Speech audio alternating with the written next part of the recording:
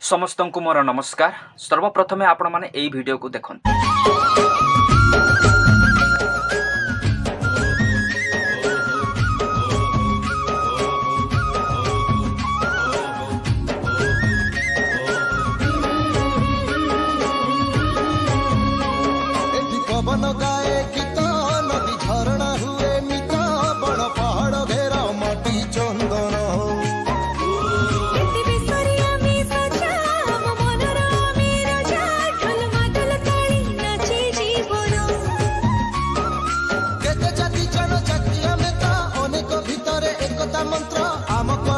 संस्कृति भारी बढ़िया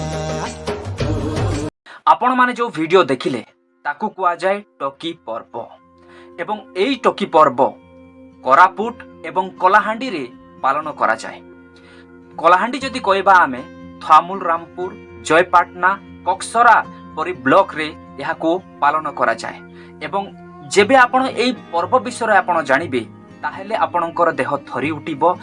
ओडिशा जदि कथा कहबा मात्र 10% लोक एई पर्व विषय जानी छंती एवं 90% लोक एई पर्व विषय जानी नाहंती। तो आसंतु जानिबा एई पर्व विषय कि ए माने केमिति सेलिब्रेशन करंती।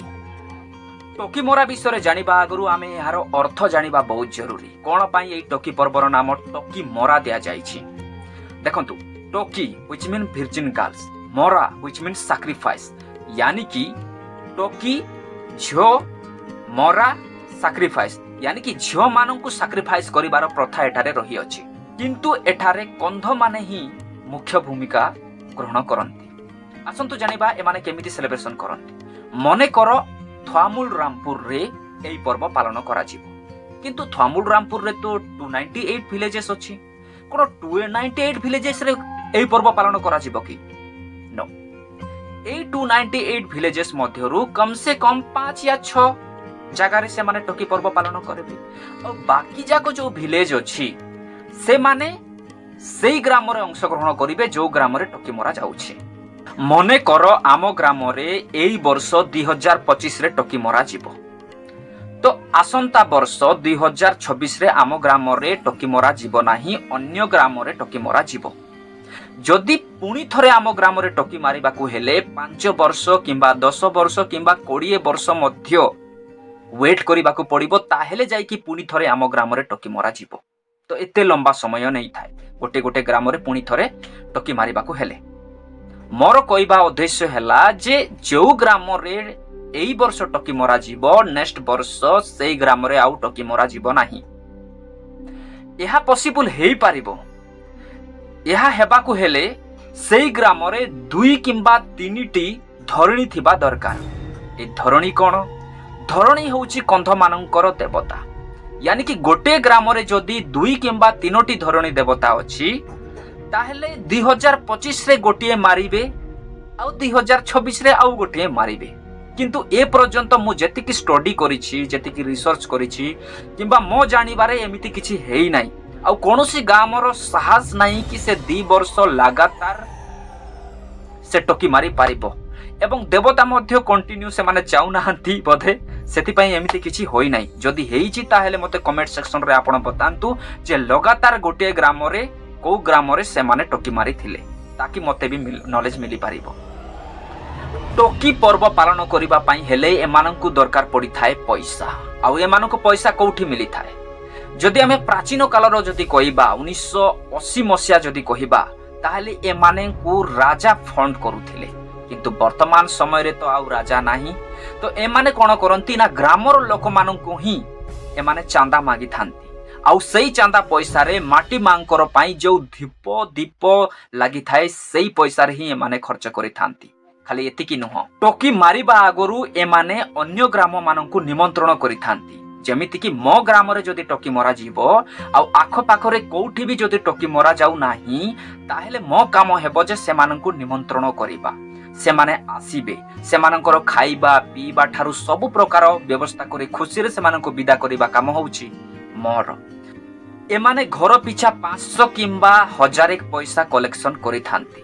आउ एई चांदा पैसा रे एमाने गोटिए मेंढा जाको आमे शिव बोली कहउछु ताकू मध्ये एमाने किनि थांती।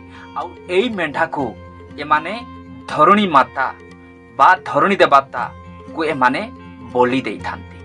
ଆଉ ଗୋଟେ ଇଣ୍ଟରେଷ୍ଟିଂ କଥା ଶୁଣନ୍ତୁ, ଏମାନେ ଧନୀ ହୁଅନ୍ତୁ କିମ୍ବା ଗରିବ ହୁଅନ୍ତୁ, ଏମାନଙ୍କ ପାଖରେ ପଇସା ଥାଉ କିମ୍ବା ନଥାଉ, ଏମାନେ ଅନ୍ୟ ଲୋକଙ୍କୁ ଉଦ୍ଧାର ମାଗିଥାନ୍ତି କିମ୍ବା ନିଜ କମେଇରୁ ଅଳସୀ ସରିଷୀକୁ ଏମାନେ ବିକିଥାନ୍ତି ଆଉ ନିଜ ପାଇଁ ନୂଆ ପୋଷାକ କିଣିଥାନ୍ତି କିମ୍ବା ନିଜ ଫ୍ୟାମିଲି ପାଇଁ।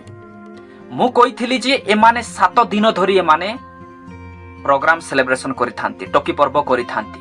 ତ ଆସନ୍ତୁ ଜାଣିବା ଏମାନେ 7 ଦିନ କେମିତି ସେଲିବ୍ରେସନ କରନ୍ତି, ଗୋଟିଏ ଗୋଟିଏ କରି ଆମେ ଜାଣିବା। ଡେ 1 ପ୍ରଥମ ଦିନରୁ ହିଁ ଏମାନେ ଲିସାନ, ତାସା, ମୟୂରୀ ବାଦ୍ୟରେ ନିଜ ଲୋକାଲ ଲାଙ୍ଗୁଏଜରେ ଏମାନେ ନାଚିଥାନ୍ତି।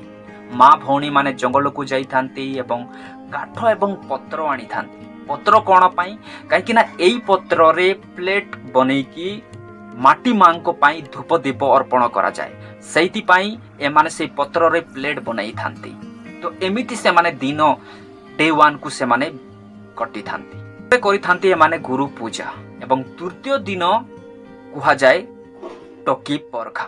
ଆଉ ଏଇ ଟକି ପରଘାରେ ଯେଉଁ ମେଣ୍ଢାକୁ କିଣିଥାନ୍ତି, ଯେଉଁ ଶିପ୍କୁ କିଣିଥାନ୍ତି, ତାର ନାମ ଦିଆଯାଇଛି ରାସ୍ମୁ ବୋଲି।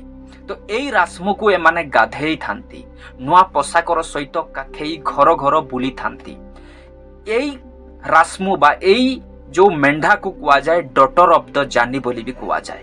ଏମାନେ ସ୍ପେଶିଆଲି ସନ୍ଧ୍ୟା ସମୟରେ ଏମାନେ ମଦ ପିଇଥାନ୍ତି, ଖାନା ଖାଇଥାନ୍ତି ଏବଂ ନିଜ ଲୋକାଲ ଲାଙ୍ଗୁଏଜରେ ଏମାନେ ଡାନ୍ସ କରିଥାନ୍ତି। କାଏ ବୋଲୁ ଡେ 4, 5, 6, 7 ଏମାନେ କେମିତି ପାଳନ କରନ୍ତି? ଏମାନେ କେମିତି ଜିଅନ୍ତା ମେଣ୍ଢାକୁ ପେଟ ଫାଡ଼ି ପେଟ ଭିତରେ ଥିବା ସବୁ ଯାକ ପାର୍ଟକୁ ଅଲଗା କରି ସେଇ ଶବକୁ ସେମାନେ ଧରଣୀ ଖାଲକୁ କେମିତି ନିଅନ୍ତି, ଏହାର ଇତିହାସ କ'ଣ, ଏଇ ସବୁ ଯାକ ଜିନିଷ ଆମେ ନେକ୍ସଟ ଭିଡ଼ିଓରେ ଆମେ ଜାଣିବା। ଯଦି ଆପଣ ଏଇ ବର୍ଷର ପର୍ବ ଦେଖିବା ପାଇଁ ଚାହୁଁଛନ୍ତି, ଟକି ପର୍ବ ଦେଖିବା ପାଇଁ ଚାହୁଁଛନ୍ତି, ତାହେଲେ ଆପଣ କୋରାପୁଟ କିମ୍ବା କଳାହାଣ୍ଡି ଜିଲ୍ଲାର ଥାମୁଲ, ରାମପୁର, ଜୟପାଟନା, କକ୍ସରା ଏଇ ବ୍ଲକକୁ ଯାଆନ୍ତୁ। ଆପଣ ଏଇ ବର୍ଷ ଯାଇକି ଆପଣମାନେ ଦେଖିପାରିବେ। ଆପଣମାନେ ତ ନିଶ୍ଚିତ ଭାବରେ ଏଇ ପର୍ବକୁ ଦେଖିଥିବେ। ଯଦି ଦେଖିଛନ୍ତି ତାହେଲେ ଆପଣ କମେଣ୍ଟ ସେକ୍ସନରେ ମୋତେ ସେଇ ବିଷୟରେ କ'ଣ କ'ଣ ଜାଣିଛନ୍ତି ସେ ବିଷୟରେ ଆପଣ ଲେଖନ୍ତୁ, ଯାଦ୍ୱାରା କି ମୁଁ ନେକ୍ସଟ ଭିଡ଼ିଓ ଯେତେବେଳେ ଆଣିବି ତାହେଲେ ଆହୁରି ବି ଭଲ ଭାବରେ ମୁଁ ସବୁ ଯାକ କଭର କରି ଆପଣମାନଙ୍କୁ ବୁଝେଇ ପାରିବି।